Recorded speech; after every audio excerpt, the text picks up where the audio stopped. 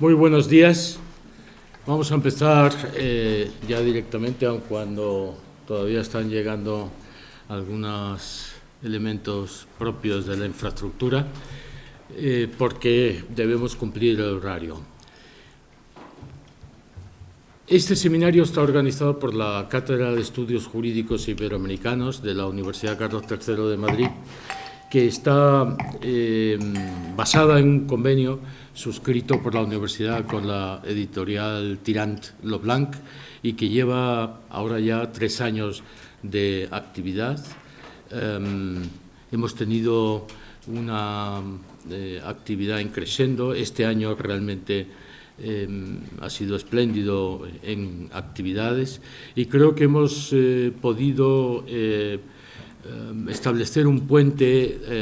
de estudio de temas de interés común a uno y al otro lado del Atlántico. Yo quisiera agradecer muy especialmente, porque estos seminarios se organizan sobre la base de una persona que se encarga de montarlo y llevarlo a buen fin, agradecer al magistrado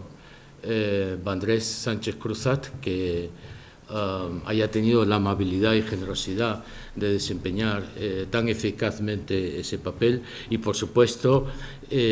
agradecer a todos los ponentes que han venido del otro lado del Atlántico por su presencia entre nosotros. Tenemos, además, el honor de que nos inaugure la presidenta del Consejo General y el presidente del Tribunal Constitucional, a los que, por supuesto, también quiero agradecer. Como llevamos, digamos, prisa,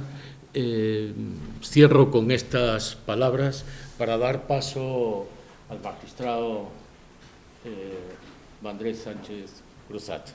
Sin duda es un honor el poder contar con la participación en este acto de inauguración de la presidenta del Consejo General de la Abogacía Española, Victoria Ortega, y del presidente del Tribunal Constitucional. Ambos son, como sabéis, unos insignes juristas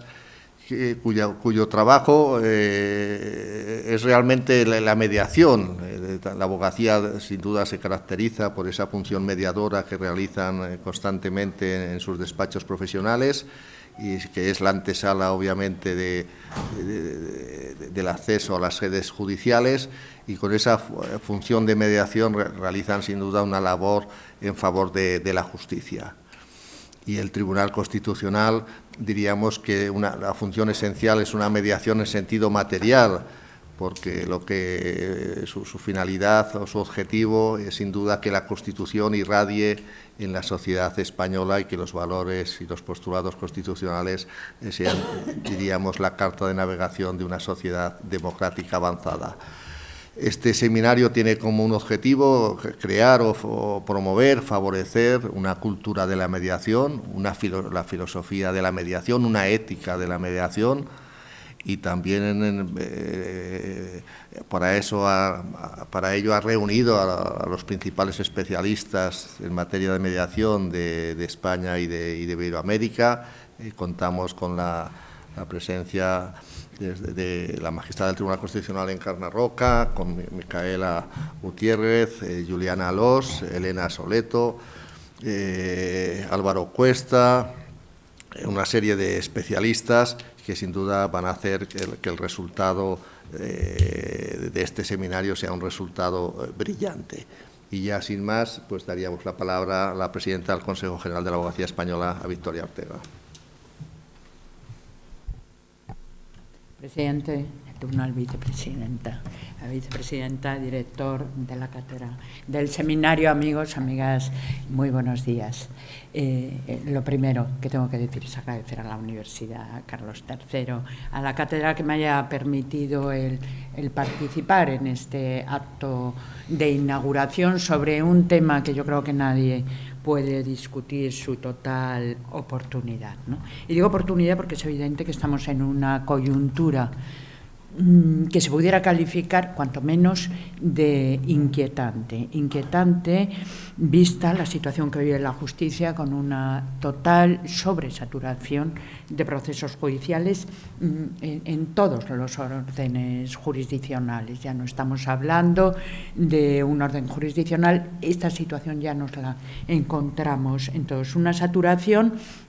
que lógicamente pone en peligro un derecho fundamental como es el derecho a un proceso público sin dilaciones indebidas. Y cuando estamos hablando de un derecho de estas características, parece que esta situación cuanto menos debería preocuparnos. Actos como estos ponen en evidencia esta preocupación. No es mi intención, ni mucho menos en este momento, empezar a buscar responsables de esta situación. Más bien parece que debemos buscar soluciones. Pero también creo que estaríamos de acuerdo que existe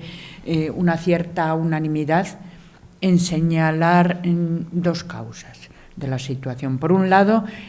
la enorme profusión regulatoria, tanto en el espacio europeo como en el espacio nacional. Estamos hablando de normas provenientes de la Unión Europea, de las Cortes Generales, de parlamentos autonómicos, ordenanzas municipales, disposiciones generales y reglamentarias, tanto administraciones públicas estatal y autonómicas, sentencias que se declara la nulidad de las anteriores, es decir, que es una profusión considerable. Entonces, esta misma profusión deriva en un incremento constante de pretensiones jurídicas que acaban ante los tribunales de justicia. Y una segunda causa, la endémica falta de recursos materiales y personales que padecen dichos tribunales para atender a esta situación que es totalmente desbordante. Bien para alcanzar unos plazos razonables en la resolución de los litigios, bien para aligerar a los tribunales de justicia de esta enorme carga de trabajo. La doctrina científica más autorizada viene proponiendo otros mecanismos de resolución de conflicto. Como sabéis, es experiencia jurídica que, partiendo de Estados Unidos, efectivamente ya está absolutamente introducida en Europa, ya está introducida en nuestro país. En la base de todo este elenco,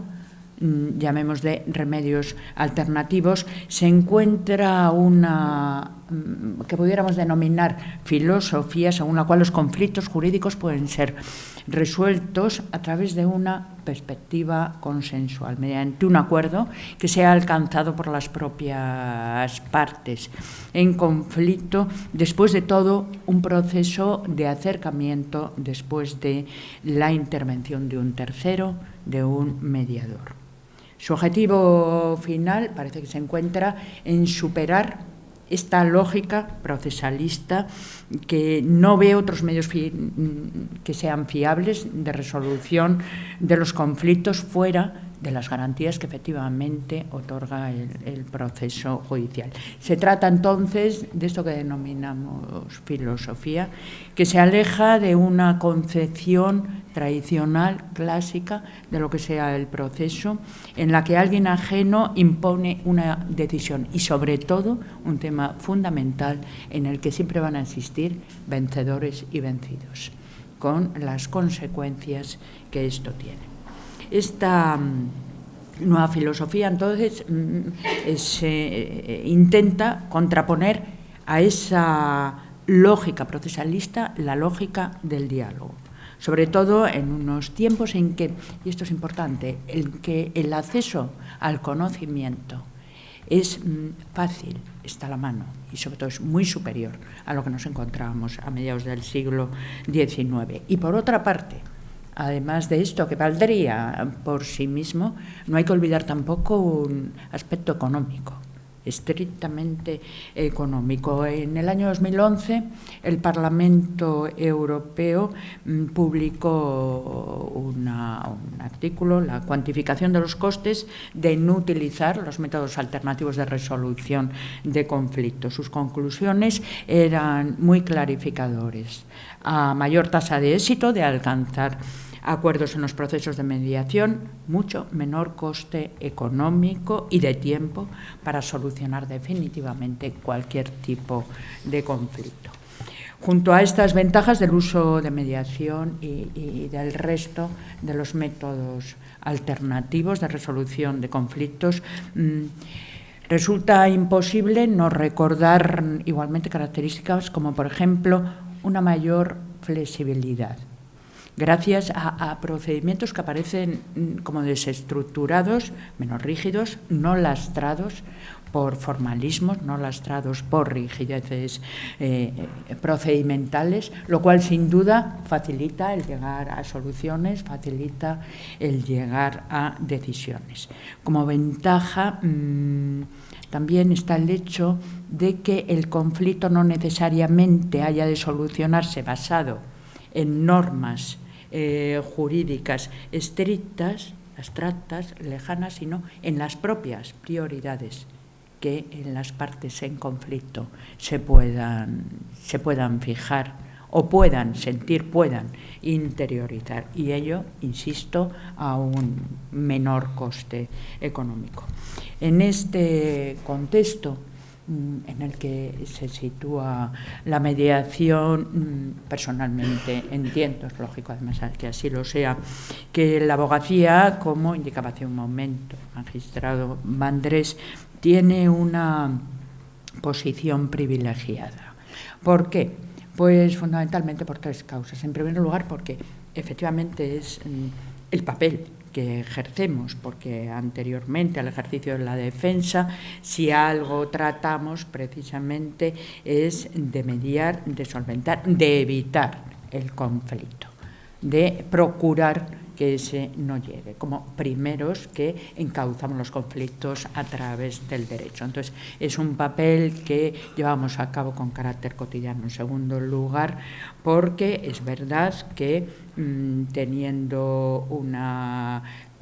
cierta estructura mucho más ágil, nos estamos moviendo en el mundo del procedimiento, y en ese mundo del procedimiento es en el que actúa a diario la abogacía. Y en tercer lugar, porque no olvidemos que los acuerdos a que se llega, la solución a que se llega y la posterior ejecución ha de moverse siempre conforme a derecho, dentro de las normas jurídicas, y ese es nuestro ámbito de actuación siempre. Dicho esto y acreditada el papel que puede tener la abogacía, lo cierto es que los 83 colegios de la abogacía que existen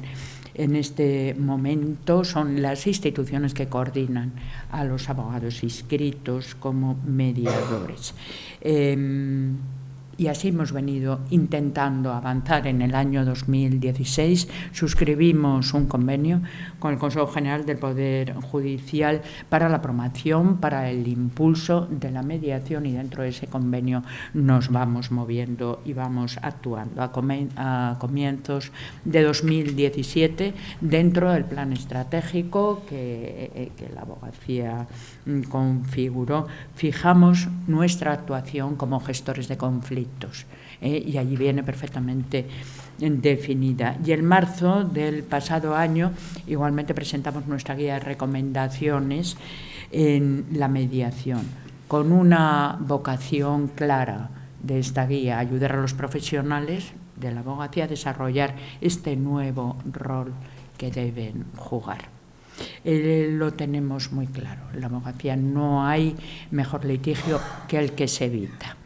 Indicaba Saramago que estar de acuerdo no siempre significa compartir una razón. Es verdad que estar de acuerdo no necesariamente significa compartir una razón, pero también es verdad que es un buen principio, quizá el mejor de los principios. Cuesta avanzar en convencer a la ciudadanía, en convencer a las empresas de todas las ventajas de estos métodos alternativos. A la vista está que cuesta y en este, y lo quiero significar además tal día como hoy, en esta dificultad para convencer de la ventaja, no debemos olvidar que subyace también una confianza extraordinaria en la ciudadanía en la administración de justicia. Y eso es también importante. Y desde la abogacía lo vemos desde los despachos de abogados. El ciudadano, bueno, también quiere acudir al juez. Entonces, esa confianza en un Estado de Derecho es muy importante. Pero dicho eso, lo cierto es que cuesta. Ahora, yo creo que entre todos sí debemos ir generando y espacios como estos es lo que consiguen esta confianza, esta seguridad en el funcionamiento, en la conveniencia de estos métodos alternativos. Sin duda, este es el objetivo de este seminario, para ir avanzando por ello. Por eso decía al principio que la oportunidad resulta incuestionable. Por ello agradezco que se me haya permitido participar y felicito a la organización. Muchas gracias a todos y a todas.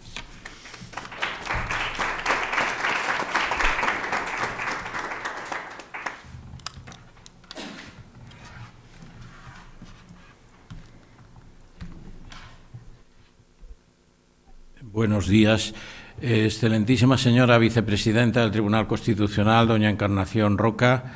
excelentísimo señor rector emérito de la Universidad Carlos III, don Luciano Parejo Alfonso, excelentísima señora doña Victoria Ortega, presidenta del Consejo General de la Abogacía Española, excelentísimo señor don José Manuel Vandrés Cruzá, compañero y amigo de la Sala Tercera de nuestro Tribunal Supremo. En el contenido de mi exposición voy a tratar de centrarme en tres perspectivas fundamentales. Creo que lo ha puesto de manifiesto en este momento la presidenta del Consejo General de la Abogacía, la trascendencia e importancia de la avenencia, del acuerdo, etcétera. Creo que es fundamental en nuestro sistema jurídico. Y para desarrollar esta problemática, pues voy a tratar de hacer una evolución quizá limitada desde el punto de vista histórico y de derecho comparado. Después me centraré en la perspectiva estrictamente constitucional, extrayendo de la Constitución algunos aspectos puntuales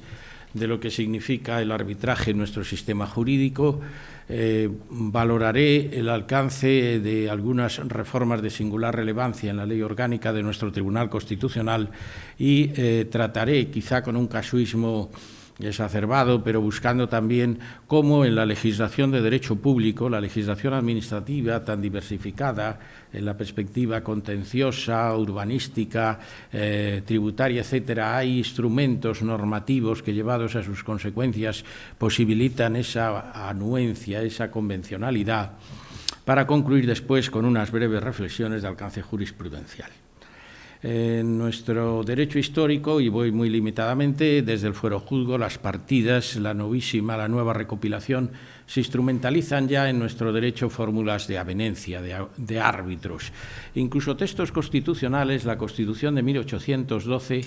en su artículo 280 ya viene a reconocer la figura del juez árbitro. Esto indudablemente tiene una proyección jurídica internacional. La Corte de Arbitraje de 1923, la institucionalización de la Cámara de Comercio Internacional,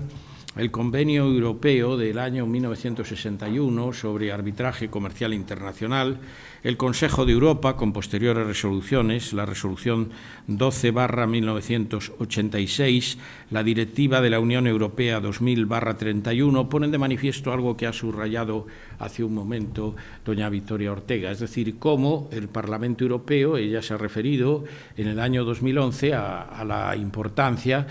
que las fórmulas de árbitro pueden suponer en la resolución de los conflictos.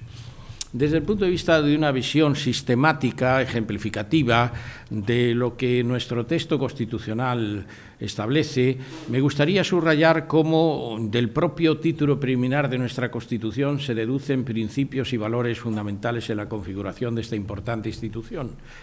Por una parte, el artículo primero reconoce como principio esencial la justicia, junto a la libertad, el pluralismo político, la igualdad. Por otra parte, el importante artículo 9.3 de la Constitución española establece principios de certeza y seguridad jurídica que indudablemente también tienen aplicación en el ámbito del arbitraje, en la medida que una sustancialidad, actuación de la institución arbitral posibilita la adopción de medidas suficientemente válidas, motivadas, racionalmente fundamentadas. Y obviamente se ha puesto aquí de manifiesto la importancia de un derecho tan esencial como la tutela judicial efectiva. En la jurisprudencia de nuestro Tribunal Constitucional hemos hablado de la institución del arbitraje como un equivalente jurisdiccional. Lo cierto es que hay que subrayar el 24.1, tutela efectiva, como respuesta a la pretensión en el ámbito judicial, pero también la respuesta, diríamos, extrajudicial, que de alguna forma descargue ese volumen de trabajo a la que se ha referido la presidenta del Consejo General de la Abogacía. Indudablemente también hay que proyectar las garantías procesales constitucionalizadas en la institución del arbitraje, la audiencia, la defensa, la búsqueda de la imparcialidad en los árbitros como nota esencial de ordenación, la evitación, si es posible, de esas dilaciones indebidas, algo que la jurisprudencia constitucional desde las primeras resoluciones, y aquí traigo a colación una importante sentencia del año 1994 de nuestro Tribunal Constitucional, que ya se refirió en profundidad a esa idea de la dilación indebida extraída del análisis de la jurisprudencia del Tribunal Europeo de Derechos Humanos, en donde, determinando el alcance del concepto dilación indebida o plazo razonable, trataba de concretar ese plazo razonable por función de las circunstancias, de la complejidad de los asuntos y, sobre todo, fundamentalmente, no a la labor personal de jueces y tribunales que con su profesionalidad y dedicación tratan de dar respuesta a las pretensiones, sino sobre todo a los defectos estructurales de la justicia como servicio público en cuanto a la proyección de dotación de medios materiales y económicos. También tengo que subrayar que en nuestro texto constitucional el artículo 103 y 106, en lo que tiene a la proyección de mi intervención, tiene que ver con el control jurisdiccional de la actuación administrativa, el cumplimiento del principio de legalidad y la sumisión a la ley y al derecho, algo extraído del derecho alemán. Y finalmente tengo que decir que la expresión arbitraje expresamente aparece residenciada como competencia exclusiva del Estado en el artículo 149.1.5 de nuestro sistema constitucional. El arbitraje, nos lo dice el profesor Cremades en su discurso de ingreso en la Real Academia de Jurisprudencia y Legislación en el año 2018, tiene proyección en el derecho consuetudinario, el uso o la práctica, pero también en el derecho convencional. Y desde ese punto de vista, la proyección internacional del arbitraje se proyecta en la Ley 29/2015 sobre cooperación jurídica internacional en materia civil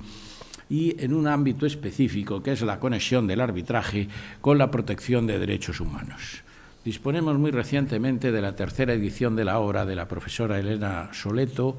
que hace muy pocas fechas actualiza un ejemplar volumen sobre la incidencia del arbitraje y la mediación, que yo recomiendo por su actualidad, y que proyecta la institución en los diversos sectores de nuestro ordenamiento jurídico. En el campo de la ordenación europea, la Directiva 2013 del Parlamento y del Consejo sobre resolución alternativa de litigios, sobre todo en materia de consumo, y la Directiva 2008/52 del Parlamento y del Consejo sobre mediación, asuntos civiles y mercantiles, creo que son textos básicos ratificados e integrados en nuestro sistema jurídico.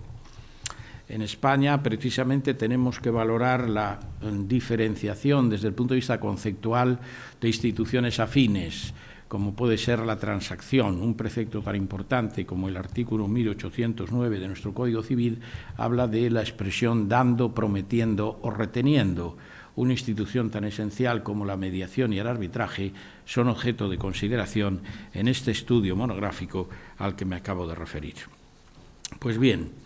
desde el punto de vista de la proyección en nuestro derecho público, a mí me gustaría subrayar en primer lugar la importante reforma de nuestra Ley Orgánica 2/79, cuando incide en el artículo 33 de la Ley Orgánica de nuestro Tribunal Constitucional. Este artículo, que específicamente se refiere a los conflictos competenciales entre el Estado y las comunidades autónomas o de estas entre sí,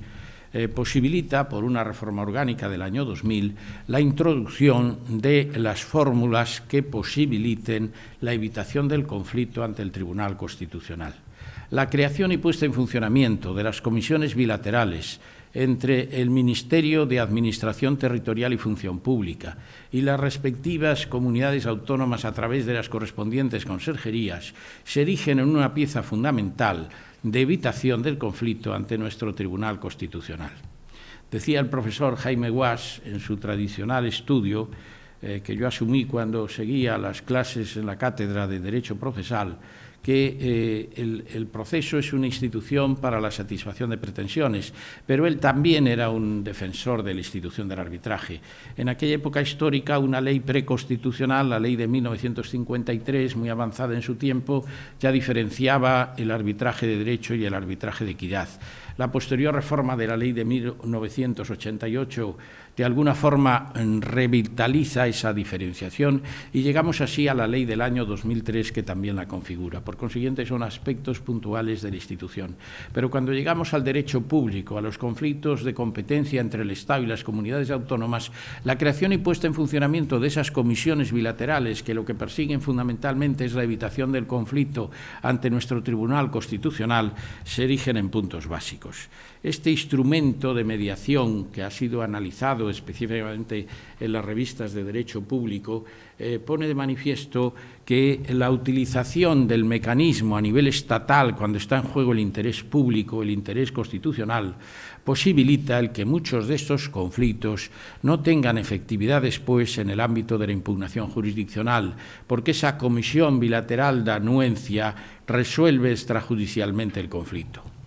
Si analizamos las tres últimas memorias de nuestro Tribunal Constitucional, 2016, 2017, 2018, observaremos, yo diría, no el decrecimiento, sino la práctica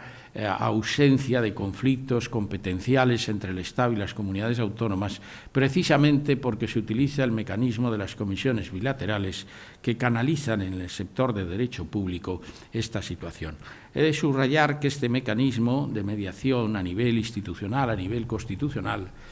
fue examinado y valorado muy positivamente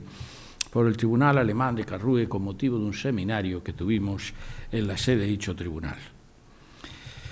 Desde el punto de vista de la legislación positiva en nuestro derecho público, y ya me adentro quizá en aspectos esenciales del derecho público, conexionados obviamente con el derecho administrativo,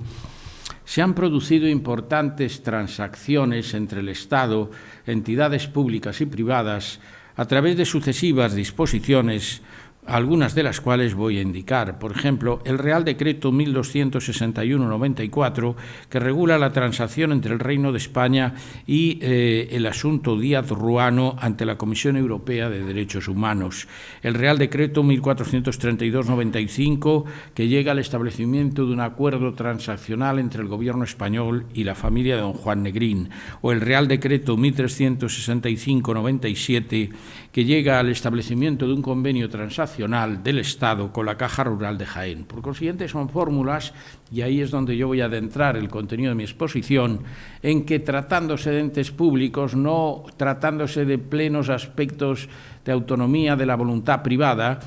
también operan fórmulas de acuerdo que evitan el conflicto, que es donde podemos insistir en nuestra configuración.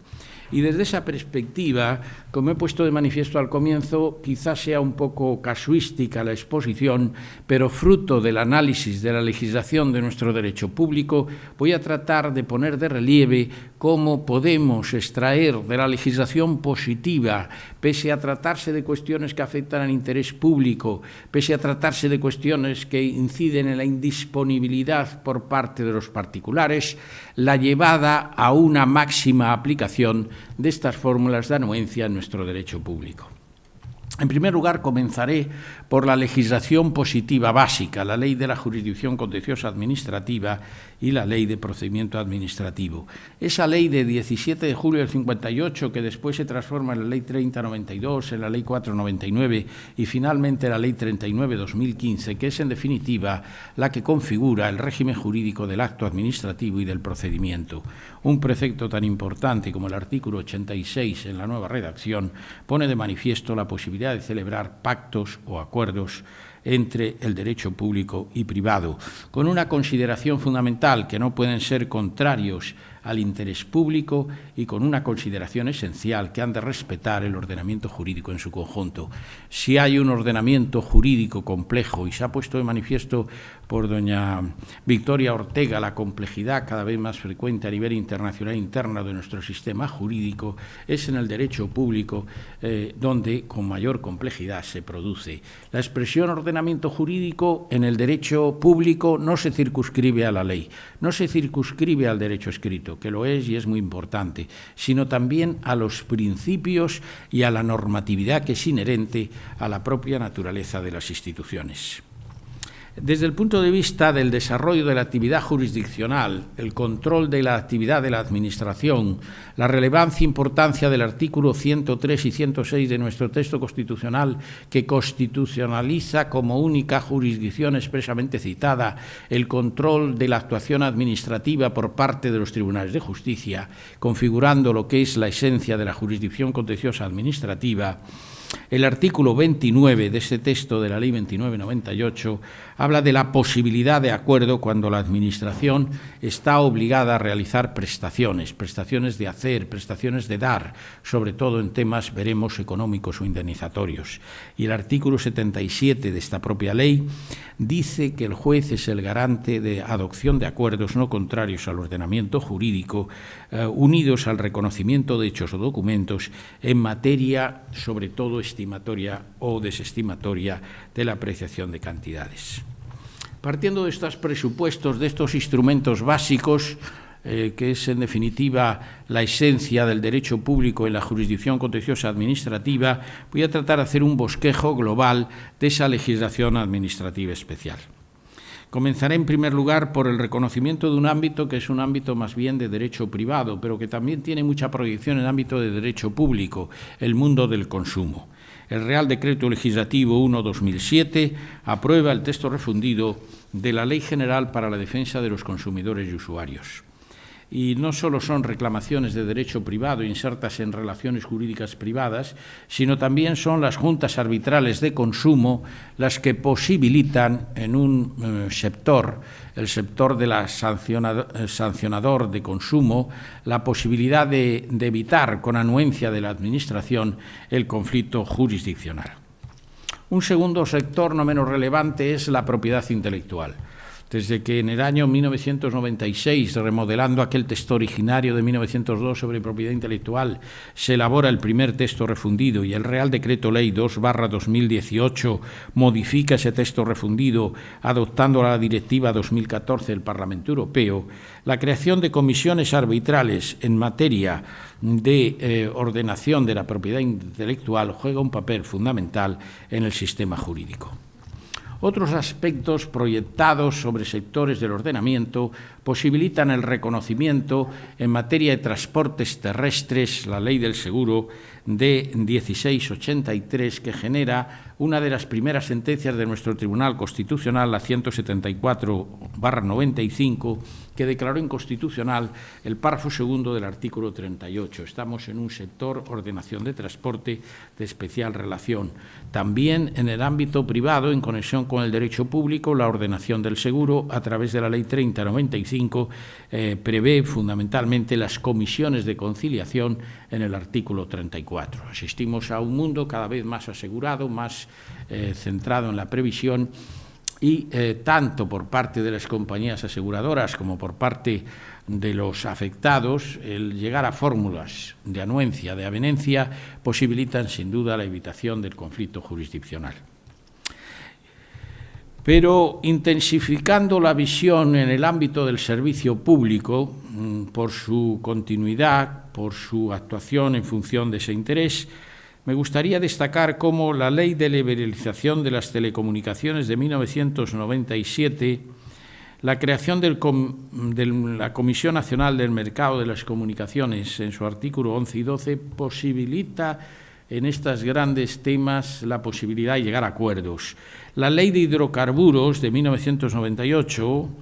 establece sistemas que llevan a la resolución extrajudicial de conflictos eléctricos o conflictos con las grandes compañías eléctricas. Precisamente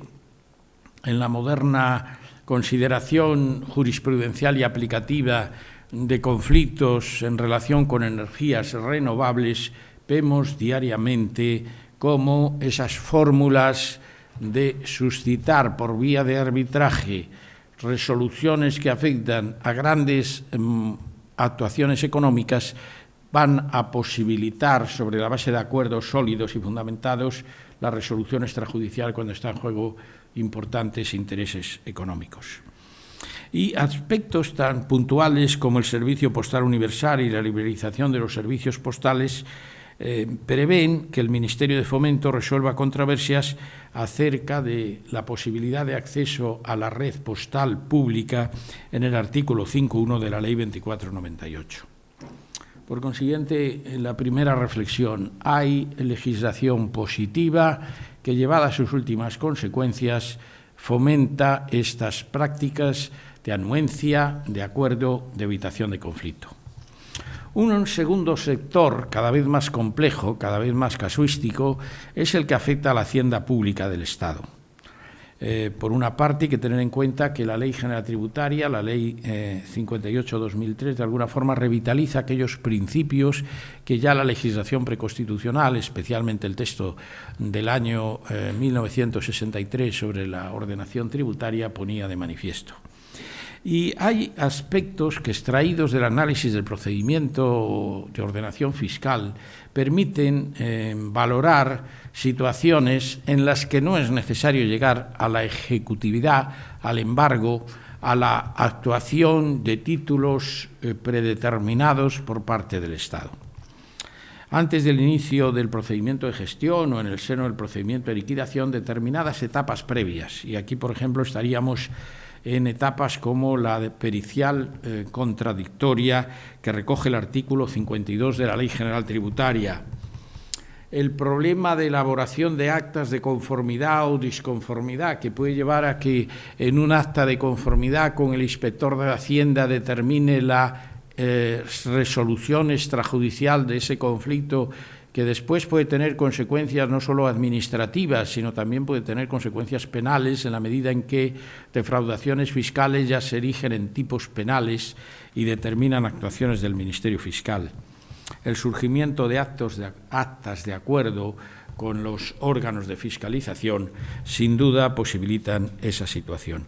Y lo mismo sucede fundamentalmente con los juicios y las juntas arbitrales en conflictos tributarios. Es de señalar cómo en el ordenamiento foral la Ley 2890 de Ordenación de Navarra y la Ley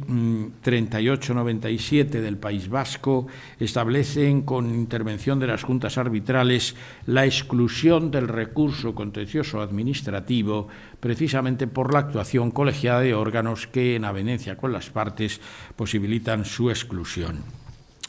Otros aspectos en el ámbito del derecho administrativo que no tienen que ver con el derecho tributario, pero que afectan a sectores muy importantes, se producen en otros aspectos, el ámbito expropiatorio, el ámbito urbanístico. En el ámbito expropiatorio tenemos una sólida ley, la ley de 16 de diciembre de 54, que es preconstitucional, pero cuyos principios y valores todavía, por la garantía expropiatoria, subsisten. Y aquí, precisamente, en su artículo 24, prevé la fijación de convenios expropiatorios. Hay momentos históricos en que el análisis de una actuación expropiatoria, con la fijación del acuerdo por parte del jurado provincial de expropiación, puede posibilitar que esa anuencia evite el establecimiento de recursos de reposición contra el acuerdo surgido y elimine el posterior recurso contencioso administrativo. Todo está en función del alcance de ese concepto indeterminado justo precio y todo está en una aproximación que realmente no se logra con mucha, diríamos, frecuencia, pero que en algunos supuestos evita el nacimiento del proceso contencioso. El sector urbanístico, sobre todo fundamentalmente en materia de ejecución de planeamiento, en materia de juntas de compensación, en materia de convenios urbanísticos, la figura del mediador, etcétera, puede posibilitar, en medida de anuencia, que sobre fórmulas pactadas eviten el nacimiento del proceso contencioso administrativo. y aspectos tan puntuales como el de la función pública del Estado ha llevado al establecimiento, sobre todo a partir del año 2000 y siguientes, de convenios suscritos por la Administración, los sindicatos profesionales funcionariales, el Ministerio de Administraciones Públicas y de la Función Pública, elaborando esos acuerdos o pactos cuya naturaleza jurídica se discute si es acto administrativo, plural, etcétera, y que configuran precisamente fórmulas de anuencia que, negociadas con los sindicatos, negociados por el Estado, por las comunidades autónomas, impiden que estos temas accedan en conflicto jurisdiccional. Evidentemente, la vía del conflicto queda abierta. Hay importantes resoluciones judiciales, como en este momento me viene a la mente la sentencia del 21 de marzo del año 2001, etcétera, en las que se analiza el alcance y contenido de estos pactos o acuerdos entre la Administración y los particulares. Un mundo tan complejo y tan desarrollado como es el de la contratación administrativa nos va dando día a día fórmulas de exclusión del régimen jurídico de los contratos administrativos típicos de obras, servicios y suministros, y va cada vez engrandeciendo más esa exclusión de determinadas figuras del régimen jurídico para buscar fórmulas de acuerdos transaccionales. Me refiero a la evolución que en esta materia se produce desde la reforma del año 1986 como consecuencia de la introducción de las directivas europeas en nuestra legislación administrativa, a la ley del año 2001, a la posterior ley del año 2007 y a la compleja ley del sector público en la contratación 9/2017 de 8 de noviembre. Si analizamos con detenimiento postulados básicos de esta norma, especialmente los artículos 5 a 10, vemos cómo determinados negocios quedan excluidos en el ámbito de la defensa, en el ámbito de la seguridad, en el ámbito internacional, en el ámbito de la investigación, en el ámbito del dominio público y patrimonial y en el ámbito financiero. Por consiguiente, la propia ley, en los avances jurídicos que se van posibilitando, excluye precisamente de su regulación positiva, con todas las consecuencias jurídicas del proceso, determinados ámbitos, dejando indirectamente la puerta abierta a esa mediación y es el arbitraje. Algo que ya en la legislación positiva, por normas como el Real Decreto 499/93, que desarrolla la Ley 3092 en materia de responsabilidad patrimonial del Estado,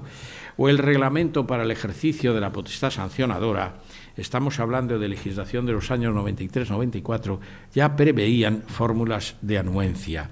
Fórmulas de anuencia en materia de concesión de ayudas y subvenciones públicas, materia sobre que la jurisprudencia constitucional insiste desde la inicial sentencia 1392, que analiza con profundidad esta materia.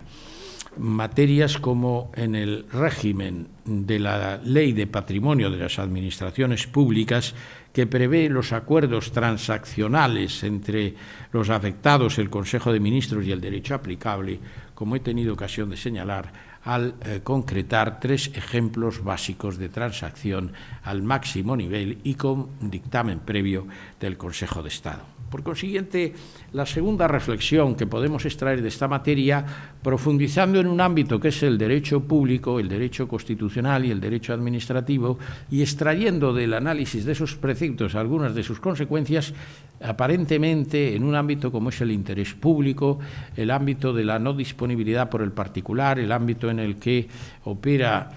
el respeto también a la autonomía de la voluntad, el análisis de estos preceptos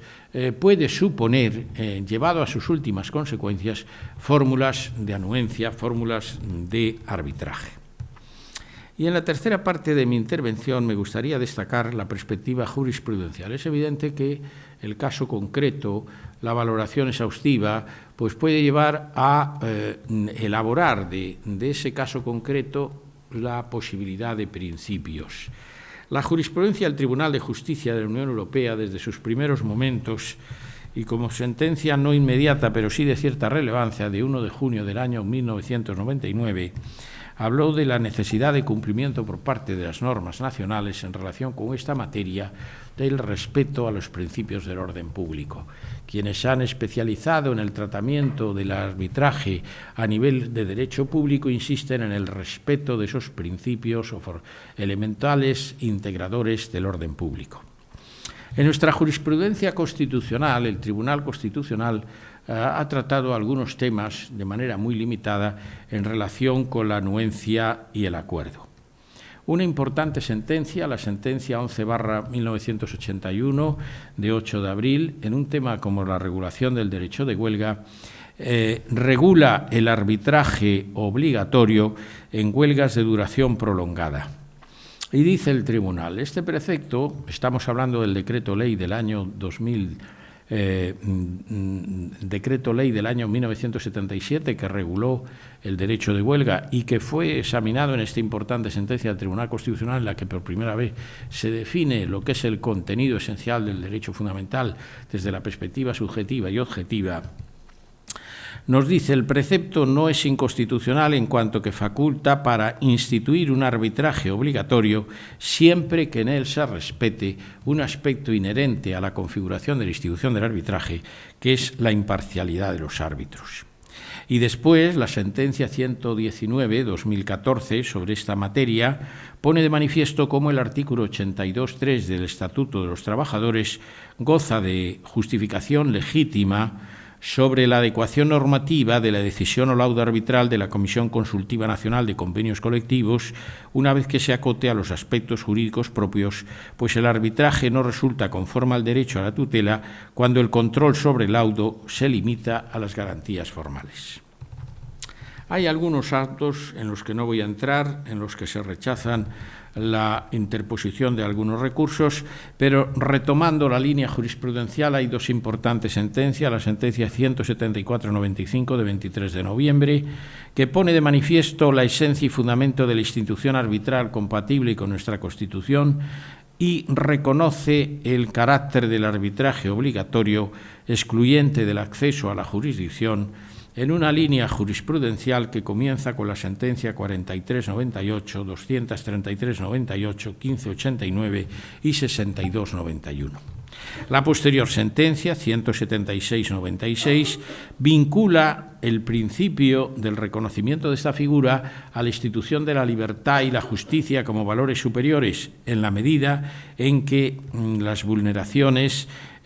pueden estar justificadas por una posterior actuación judicial. Evidentemente son supuestos en los que acceden los temas al recurso constitucional y en la sentencia 54/2008 se dice que la ley 20/2014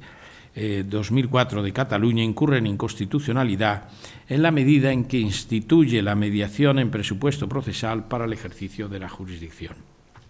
Dos sentencias últimas me gustaría subrayar en la jurisprudencia interpretativa de nuestro Tribunal Constitucional. Primero, la sentencia 136/2010,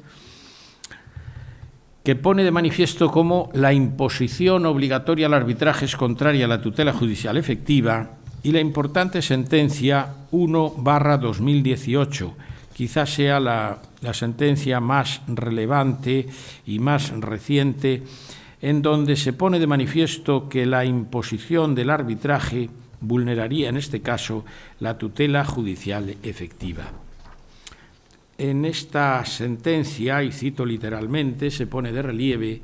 que el mecanismo arbitral, la renuncia al ejercicio del derecho fundamental proviene de la legítima autonomía de la voluntad de las partes. Estas libre y voluntariamente se someten a la decisión de un tercero, ajeno a los tribunales de justicia, para la resolución de los conflictos. Y ello, correctamente entendido, dice nuestro tribunal, no implica una renuncia general al derecho fundamental del artículo 24, sino a su ejercicio en un determinado momento, no quebrantándose ningún principio constitucional.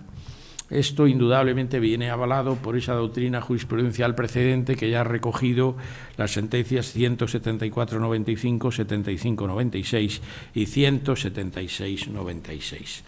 ¿Cuál es la situación en nuestro tribunal en este momento en relación con la institución del arbitraje? Pues evidentemente, citando, diríamos, algunos datos extraídos de los 5 últimos años, me gustaría subrayar cómo los amparos constitucionales promovidos han sido 42. De los 42,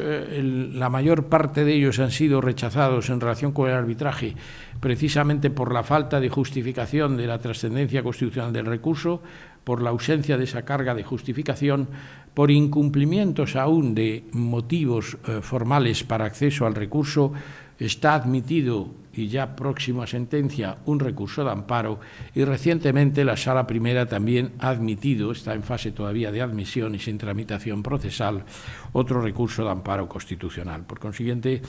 en definitiva, se puede producir una consiguiente valoración por parte de nuestra jurisprudencia constitucional.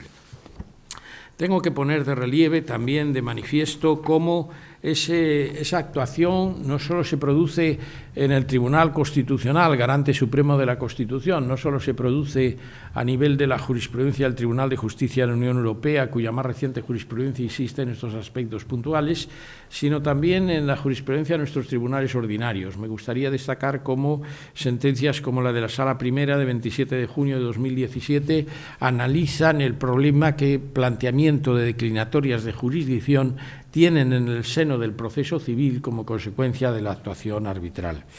Como la Sala de lo Civil y Penal de los Tribunales Superiores, y aquí, por ejemplo, tendría que subrayar sentencias como la de 4 de abril de 2017 y otras posteriores en algunos tribunales de justicia, que ponen de manifiesto aspectos puntuales: el respeto a los principios del orden público, el respeto a la motivación o justificación de las resoluciones y, sobre todo, la insistencia en una cualidad inherente al árbitro, que es la cualidad de la imparcialidad.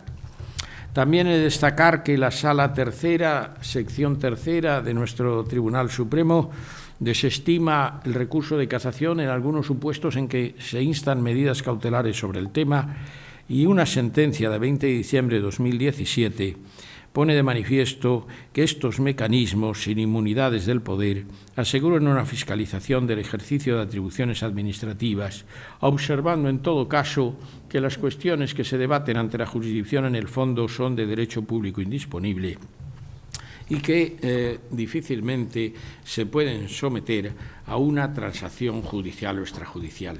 Yo apelo al análisis, a la profundización de esos valores y principios de nuestra Constitución, de nuestra Ley Orgánica del Tribunal Constitucional, de nuestra Ley de la Jurisdicción Contenciosa Administrativa y del Procedimiento Administrativo Común, de los cuales, en el ámbito de la legislación específica del ordenamiento administrativo, profundizando en ese alcance y contenido, podemos llegar a fórmulas transaccionales de avenencia o de acuerdo.